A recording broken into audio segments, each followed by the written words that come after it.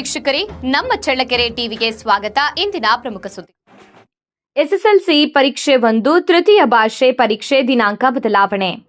2026ರ SSLC ಪರೀಕ್ಷೆ 1 March 18ರಿಂದ April 2ರವರೆಗೆ ನಡೆಯುತ್ತದೆ. ಈ ಪರೀಕ್ಷೆಯ ಅಂತಿಮ ವೇಳಾಪಟ್ಟಿಯನ್ನ 2025ರ ನವೆಂಬರ್ 4ರಂದು ಪ್ರಕಟಿಸಲಾಗಿತ್ತು. ಆದರೆ ಮಹಾವೀರ ಜಯಂತಿ ಪ್ರಯುಕ್ತ ಘೋಷಿಸಲಾದ ಸಾರ್ವತ್ರಿಕ ರಜೆ ದಿನಾಂಕದಲ್ಲಿ ಬದಲಾವಣೆ ಮಾಡಿರುವ ಹಿನ್ನೆಲೆಯಲ್ಲಿ ಮೊದಲು ಮಾರ್ಚ್ 30, 2026ರಂದು ನಿಗದಿಯಾಗಿದ್ದ ತೃತೀಯ ಭಾಷೆ ವಿಷಯದ ಪರೀಕ್ಷೆಯನ್ನ ಈಗ ಮಾರ್ಚ್ 31, 2026 ಮಂಗಳವಾರಕ್ಕೆ ಮುಂದೂಡಲಾಗಿದೆ.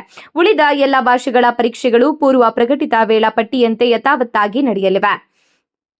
ಶಿಕ್ಷಣ ಇಲಾಖೆ ರಾಜ್ಯದ ಎಲ್ಲ ಉಪನಿರ್ದೇಶಕರಿಗೆ ಸೂಚನೆ ನೀಡಿ ಸಂಬಂಧಿತ ಜಿಲ್ಲೆ ಹಾಗೂ ತಾಲೂಕು ಖಜಾನಾಧಿಕಾರಿಗಳಿಗೆ ಮಾಹಿತಿ ನೀಡಲು ಆದೇಶಿಸಿದೆ. ಹಾಗೆಯೇ ತೃತೀಯ